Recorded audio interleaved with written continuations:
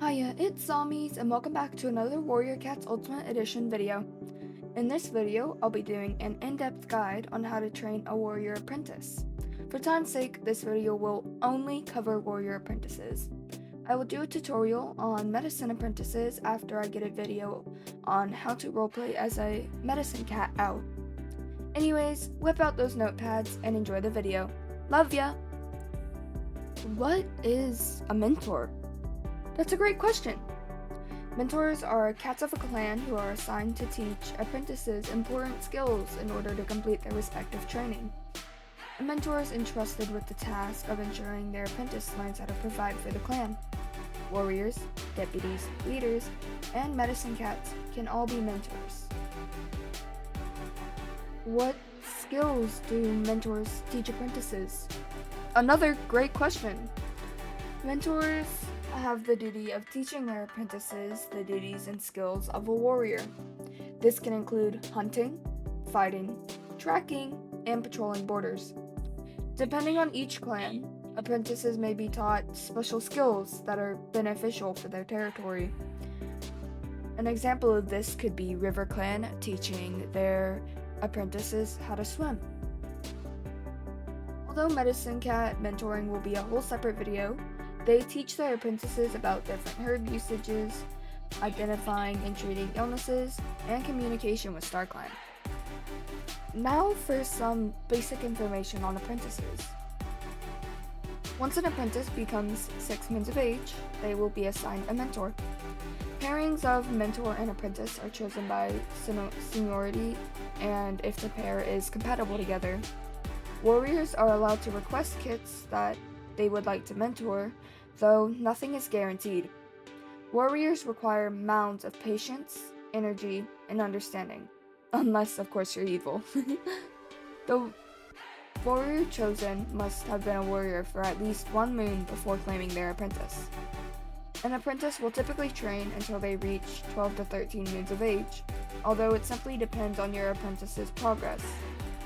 Apprentices of all ages are typically not allowed to leave the clan camp without given permission or a reasonable cause.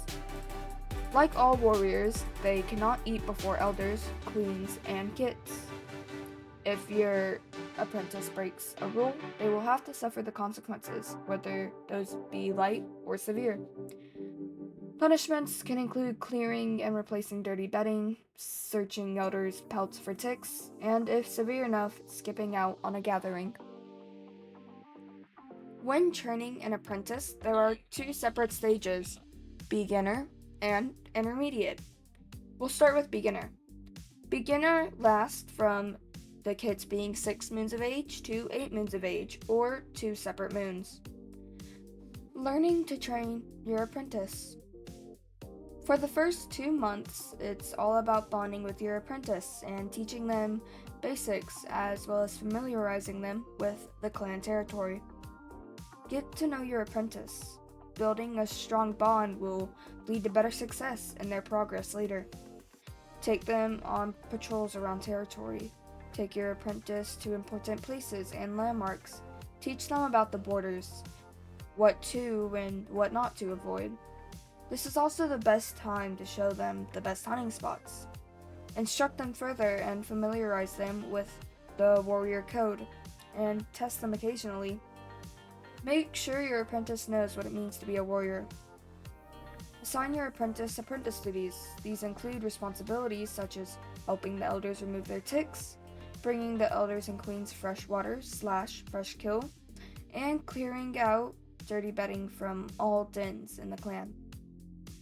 They may only eat or have downtime after their chores have been finished. Teach them how to pass on information about threats, danger, and what to do if they or the clan is in a threatening situation. Teach them how to be observant of their surroundings if they aren't already.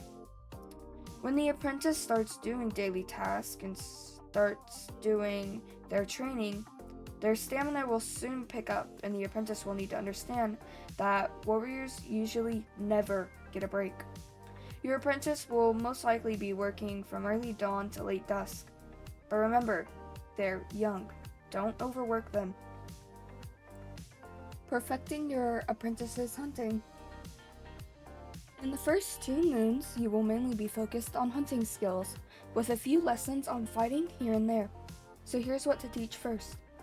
Bring them to an open area or clearing with few distractions. Have them observe their surroundings. Breathe in the air. What can they scent? Are there any prey types they can recognize? Teach them to always hunt downwind. Tell them what to avoid, like twigs, leaves, etc., that could cause loud disturbances. You'll also want to instruct your apprentice on what not to catch, like birds of prey, snakes, and even some species of toads. Make sure to communicate with tail signals or certain gestures to your apprentice when hunting, so as to not make any commotion. After getting a few basics down, what to do and what not to do, you'll want to perfect their technique. Stalking is very important. The most effective way to hunt is the hunter's crouch, where you bend down on all 4 of your legs, downward until your stomach is just barely touching the ground, and keep your tail low. Also instruct them on other techniques suited to clan territory. Techniques your clan may use can be extremely foreign to another clan. One example being river clan fishing. Here are a few of many different methods for hunting different types of prey to teach your apprentices. Mice, voles, or shrews. To hunt these, drop down low to the ground in a hunter's crouch. Once your prey is spotted, hiding away somewhere is preferred. Wait patiently. You want yourself to be unknown. The best time to pounce is when the rodent is facing away or eating something. Birds. These are tricky to catch. Be light on your paws when hunting a bird. You need to calculate your distance correctly. You can't just pounce all willy-nilly. If you're too early or too late, the bird will fly away. When ready, leap up. Try to swipe at its wings, hopefully knocking it down. Once it's no longer in the air, bite its neck. The most important thing to teach your apprentice when hunting is to thank StarClan for the animals' lives. They're not toys. They are food. They give you a full belly at the cost of their life and should be respected. Basic battle training. For a beginner apprentice, complex battle training isn't focused on, although it's good to teach your apprentice some basic skills. Some basic things you want to teach your apprentice are tail signals for when enemies are nearby, teaching them about their vulnerable and vital spots as well as their enemies, the best place to attack and the most important areas to defend, such as stomach, eyes, throat, etc. Some basic techniques to teach them are kicking their enemies' throats with their hind legs, clawing at eyes and stomach, and things of similar.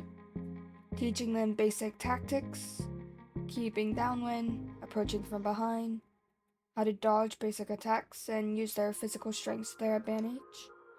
But that's as complex as it gets for now. Now we can move on to the intermediate stage. Your apprentice has been under your guise for about 2 moons now. By now, hopefully, they have basic routines and their duties down, as well as immense improvement in their hunting abilities. Though, as they enter the intermediate phase of their apprenticeship, they start to ease into more warrior-like duties. At this point, your apprentice will begin to go on patrols, as well as start more complex battle training. Patrols. By now your apprentice should be accustomed to territory. Start by taking your apprentice out on daily border patrols. You typically want to take them on dawn patrols, though if needed, dusk patrols are alright too. You are also free to bring your apprentice on hunting patrols. They are operated throughout the day, and the deputy isn't technically required to assign them, so you and your apprentice can go hunting whenever it is convenient to you. Battle training. Now that your apprentice has basic training down, you can teach them more complex moves. If you're stumped on what to teach, the Warrior Wiki also has plenty of fighting techniques, which I'll leave the link in the description. or you can make your own techniques. So make sure your apprentice knows their limits and strengths and size. Your apprentice could be bigger with a more sturdy build. This means they are stronger, so focusing on utilizing their strength would be most important. This goes the same for an apprentice who's smaller and nimble. You want to focus on things that would utilize their speed and their size. Hey, I hope you found this video helpful. I'll leave my sources to where I gathered some of my information in the description of the video, as well as the Battle Techniques wiki. If you have any questions, feel free to ask. I'll reply to the best of my ability. And as always, if you have any video ideas or topics you would like me to explore, let me know in the comments. I hope you enjoyed, and I wish you a happy day/night. Love ya! Zombies out.